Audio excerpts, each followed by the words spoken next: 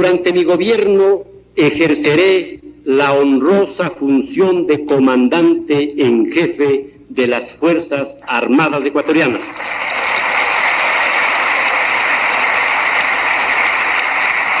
Y bueno, va a hablar de un tema delicado, su relación con las Fuerzas Armadas, que entiendo fue áspera. Años después, en 1990, busquen ustedes en Historia Viva, el presidente fue obligado a confesarse ante el alto mando en la escuela de guerra del Comando Conjunto de las Fuerzas Armadas sobre su visión respecto a la subversión, al sindicalismo. Y lamentablemente Rodrigo Borja terminó dando discursos inapropiados para un líder de izquierda, entre comillas. Busquen en Historia Viva las confesiones de Rodrigo Borja ante la cúpula militar, un video inédito que ustedes encuentran en nuestra red. Muy diferente a lo que va a expresar ahora y cómo se va a referir a su relación como comandante en jefe de las Fuerzas Armadas. Miren cómo marcaba la cancha, pero estaba marcada con tiza borrable. Lo haré en los términos de la Constitución y leyes de la República.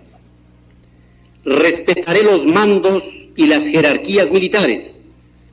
Fomentaré su perfeccionamiento profesional y exigiré la más absoluta disciplina institucional.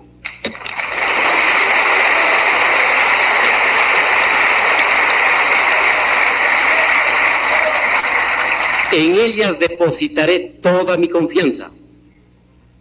No voy a pedirles nada que no esté escrito en la ley.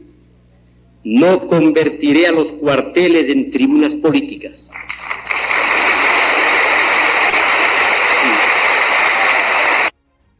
¿Cómo ha pasado el tiempo, no? 37 años después y la percepción es distinta. Hablando de las tribunas políticas y el papel de las Fuerzas Armadas, ¿no?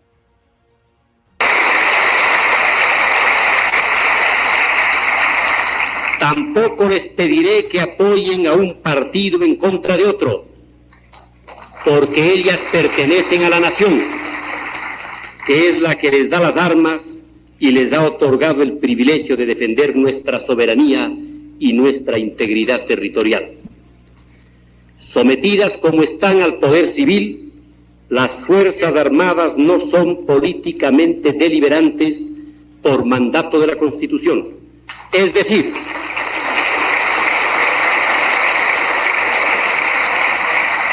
no pueden tomar decisiones políticas con las armas que les ha confiado nuestro pueblo.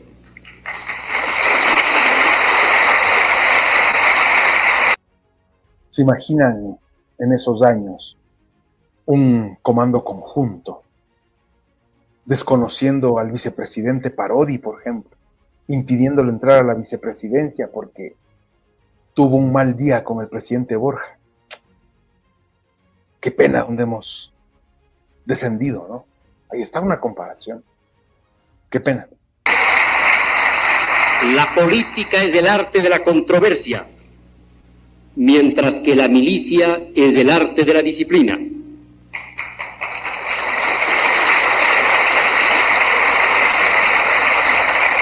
La primera obligación del soldado es aprender a obedecer como requisito para saber mandar cuando le llegue su tiempo.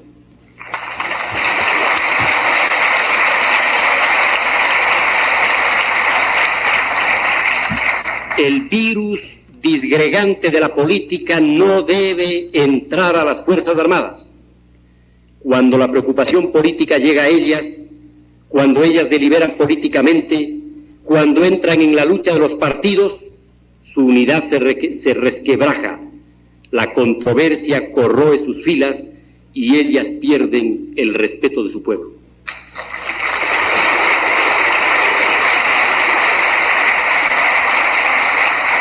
En el Estado moderno, y particularmente en época de crisis como la actual, las Fuerzas Armadas, además de sus deberes estrictamente militares, están llamadas a contribuir al desarrollo económico y social del país.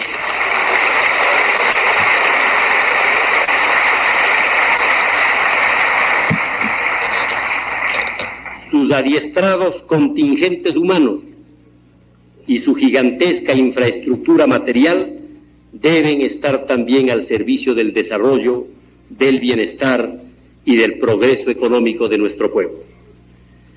Bajo la jefatura del presidente de la República y en coordinación con los otros órganos del poder, las Fuerzas Armadas deben precautelar la seguridad nacional como un imperativo de todo Estado moderno.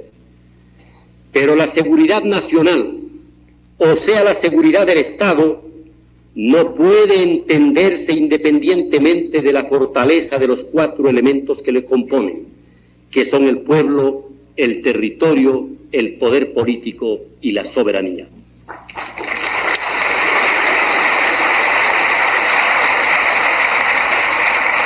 No puede haber Estado fuerte si los elementos que lo integran no lo son, ni puede hablarse de seguridad nacional en medio de la debilidad de los factores que la sustentan. Por tanto, si queremos dar seguridad al Estado, necesitamos tener un pueblo sano, fuerte, bien alimentado, adecuadamente educado, unido y solidario en función de los objetivos nacionales.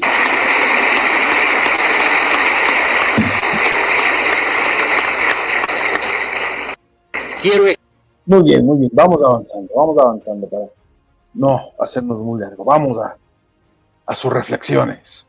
Expresar que anhelo vivamente ser el presidente de todos los ecuatorianos. Y viene el discurso por la unidad, ¿no? Unidad y paz. Importante en ese tiempo, en ese momento. Ecuador tenía todavía la herida abierta con el Perú, el conflicto bélico con el Perú, no cerrábamos nuestras fronteras. Y era también motivo para manipular la política a través de la mala utilización de la guerra. Cuando había problemas políticos serios o líderes políticos que querían buscar nuevos caminos, era muy conveniente la guerra, o para tapar malos gobiernos, la guerra. Muy mal utilizada. Y eso lo decimos cuando pasan los años y descubrimos estos archivos que nos permiten ver este tipo de atrocidades y la mala utilización de las Fuerzas Armadas inmiscuidas en la política. Precisamente lo que repudiaba hasta ese momento Rodrigo Borja Ceballos.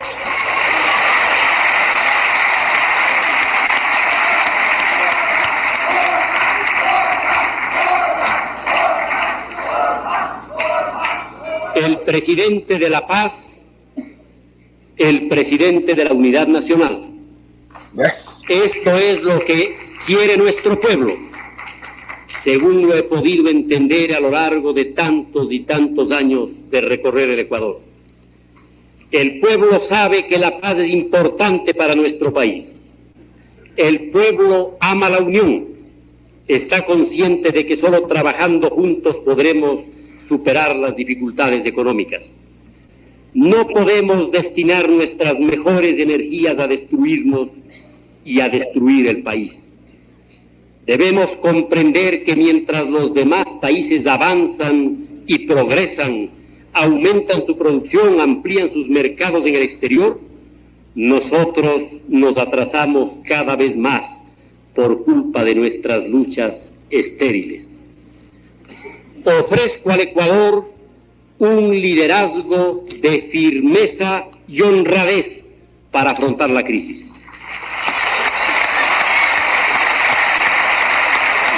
Bueno, 2 puntos de Rodrigo Borja, ¿no? Una de las gestiones que hizo, que concretó, fue entregarle la personería jurídica a la CONAIE, a la Confederación de Nacionalidades Indígenas. El nacimiento jurídico de la CONAIE se dio con Rodrigo Borja, aunque años atrás, meses atrás, se había conformado. Pero darle personería jurídica, sin duda fue algo muy simbólico, además de su cercanía con los pueblos y nacionalidades, el reconocimiento de decenas, centenares de hectáreas ancestrales a los pueblos y nacionalidades, también fue un gran gesto de paz. Casa adentro.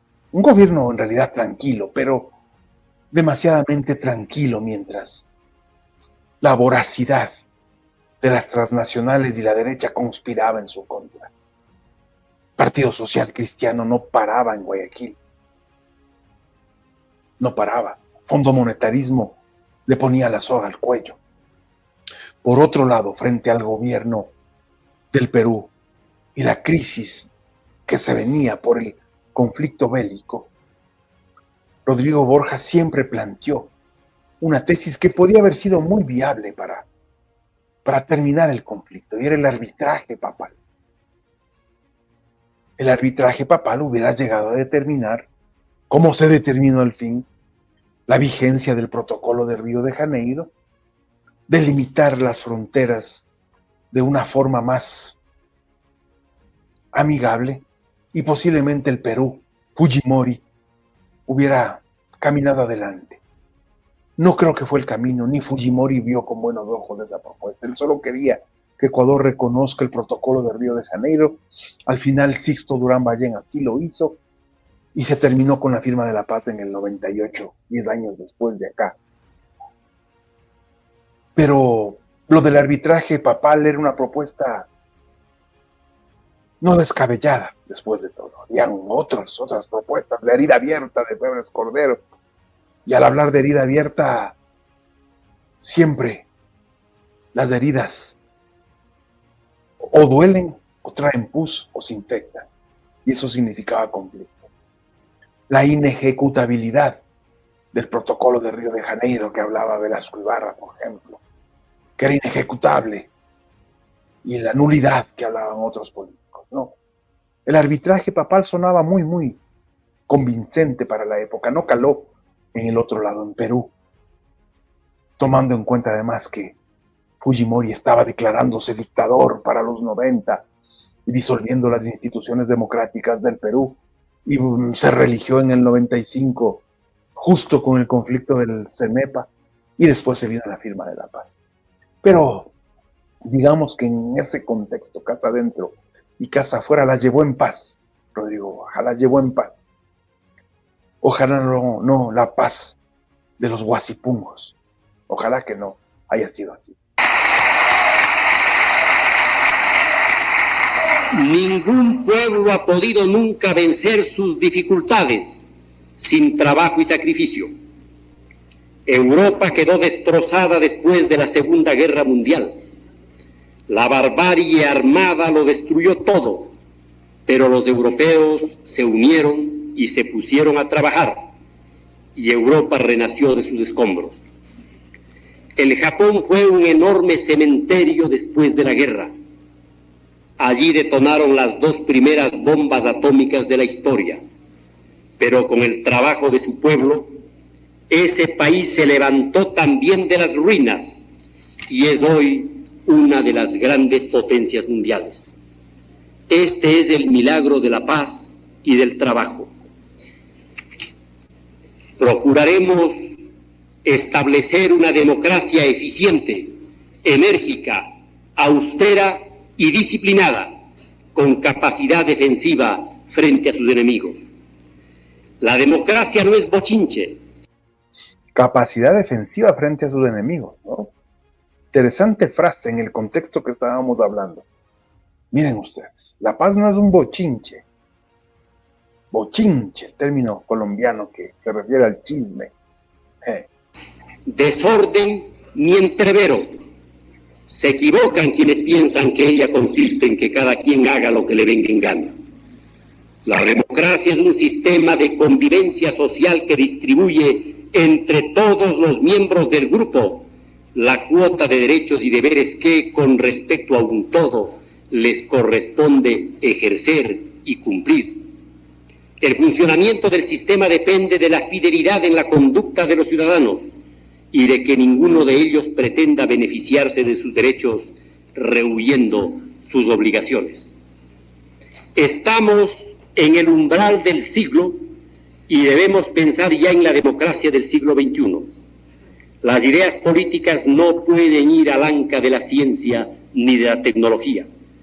El avance científico de progresión exponencial va creando cada vez inéditas relaciones sociales y de producción que deben ser tomadas en cuenta por las teorías políticas. La realidad del mundo cambia hoy en una década, más de lo que el mundo antiguo cambiaba en un siglo. Por eso debemos proyectar ya la democracia de la era espacial, de la física nuclear, de la cibernética, de la informática, de la bioquímica, de la genética, que van conformando una nueva y sorprendente realidad social que debe ser sintonizada por la teoría democrática del futuro.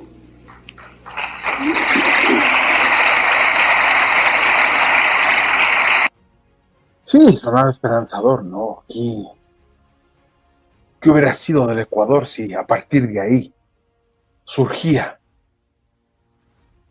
toda esta amalgama de posibilidades tecnológicas a la que se refiere el presidente?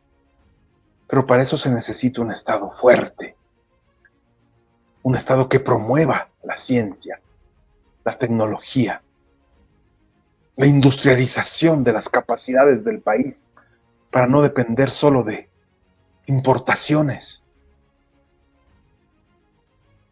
¿En qué momento vamos a llegar al punto del progreso y no del estancamiento? Donde la inversión venga para el conocimiento, venga para impulsar la petroquímica, la informática, las nuevas tecnologías. No, solo llegan para las hidroeléctricas y el petróleo, para los negocios rentables, no para invertir en realidad, para que veamos frutos a 5 o 10 años. No. Qué pena, qué pena. Ecuatorianos, aquí está reunida la América Latina con toda su riqueza de posiciones y matices políticos para demostrar que el pluralismo ideológico que practicamos confirma profundas convicciones democráticas y que la unidad en medio de la diversidad es no solamente posible, sino deseable cuando se trata de fortalecer y defender lo que es nuestro.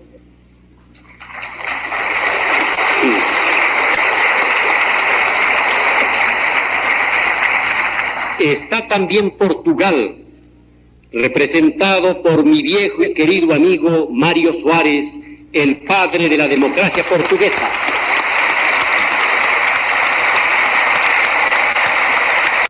Mira usted, ahí está hablando de los presidentes, ¿no? Está Alfonso Guerra, vicepresidente del gobierno español,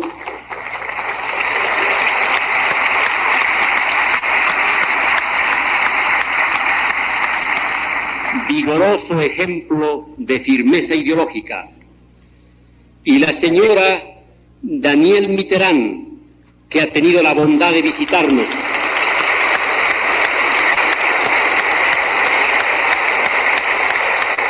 Y no mencionó a los otros invitados, ¿no?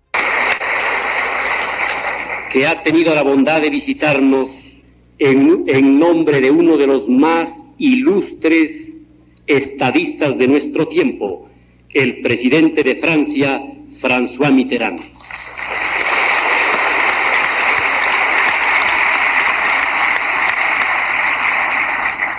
Cuando yo perdí mis 2 campañas electorales antes de ganar la tercera.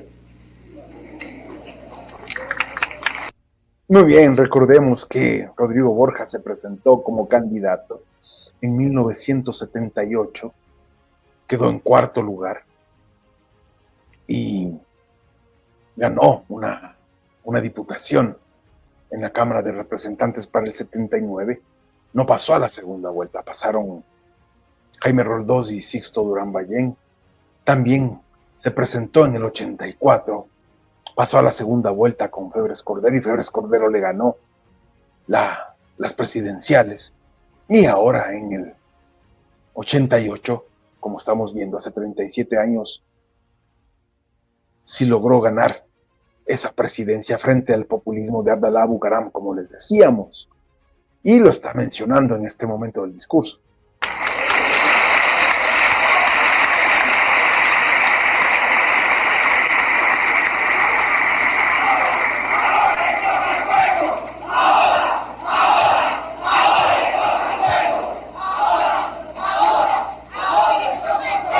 Me sirvió de ejemplo la capacidad de lucha y la tenacidad de François Mitterrand, que empezó siempre un nuevo combate al día siguiente del contraste electoral.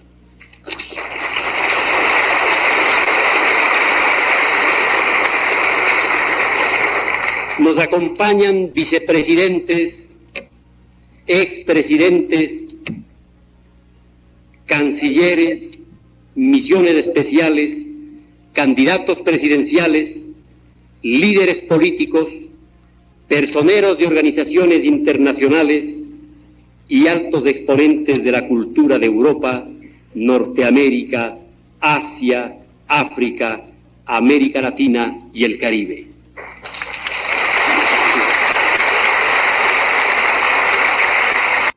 Y no aplaude Osvaldo Hurtado. ¿Qué le pasó? A todos ellos, a quienes nuestro pueblo ha recibido con los brazos abiertos, les expreso mi profundo agradecimiento por haber venido a compartir nuestra alegría y nuestra esperanza.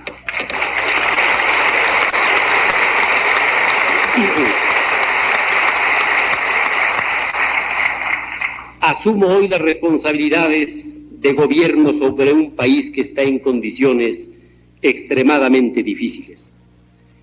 Cuento para eso con la colaboración de un gran equipo de patriotas que reúnen todas las calidades que prometí al pueblo: capacidad, concepción progresista de la vida, honestidad y decisión para afrontar las dificultades.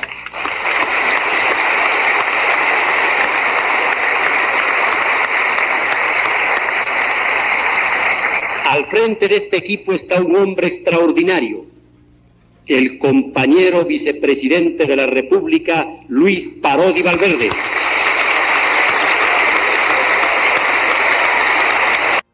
Mire usted, está Luis Parodi, ¿no?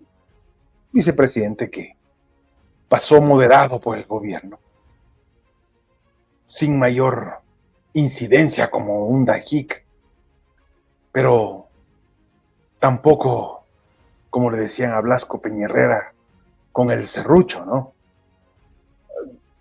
Colaboró, apoyó a la gestión de Rodrigo Borja. Por eso también el tema de un gobierno que transcurrió y decurrió en paz. Demasiada paz para mi gusto.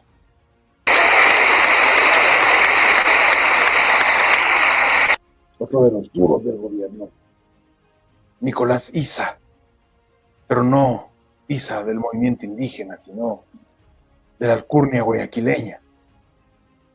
Por allá los ministros, ya vamos a ver los ministros que podemos identificar, vamos a ver si nos ayudan, a ver. A cuyo talento y honestidad están confiadas las tareas de nuestra planificación económica. Ellos han aceptado caminar junto a mí por la acechada senda del gobierno y compartir conmigo las alegrías y las soledades del poder. Les agradezco.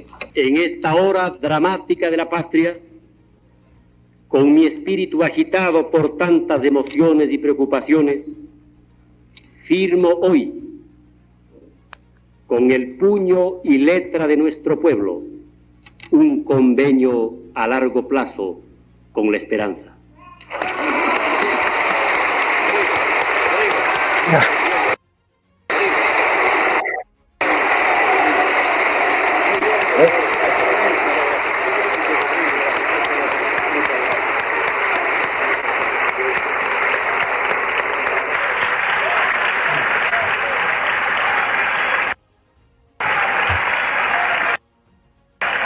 el obispo de Quito por ahí, ratificando las características del Estado laico.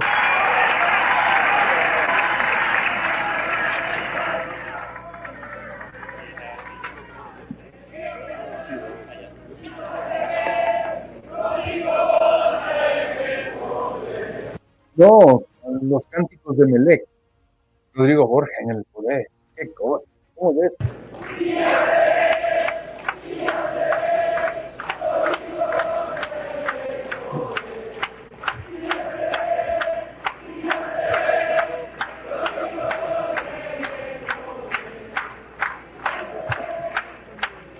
Miren ustedes.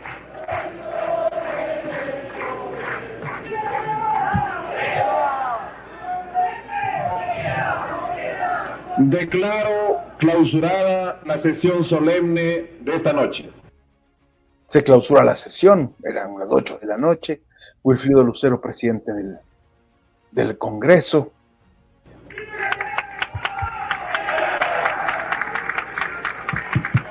Se va yendo. Se va yendo el presidente. Ruega encarecidamente a los ciudadanos que se encuentran en el corredor que abandonen. Por ahí están sus ministros. Alfredo Vera, gran ministro de Educación. El cuestionado César Verduga, siempre cuestionado César Verduga, terminó prófugo. Con gastos reservados mandó a hacer encuestas personales durante el gobierno de Fabián Alarcón, peculado, tuvo que huir. El célebre Juan José Pons era ministro de Estado de Rodrigo Borja, representante del sector bananero, de los gremios de exportadores, era parte del gobierno de Rodrigo Borja. Parlamentario para facilitar la salida. Raúl Vaca Carbo, al que le decían el mimado de la dictadura,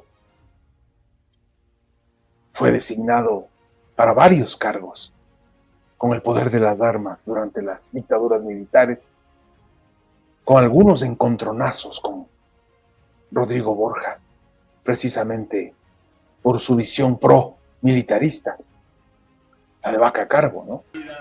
De los invitados especiales y demás concurrentes. Ahí vamos identificando personajes. Rodrigo Borja, por ahí está Rodrigo Paz Delgado, siendo las 8:35 también de la noche, su discurso a la nación.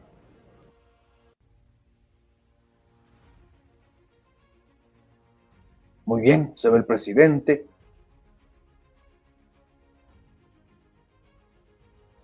Hasta su hijo, sus hijos, su esposa.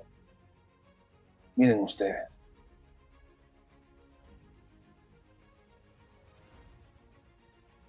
Muy bien. Tremendo capítulo de hoy.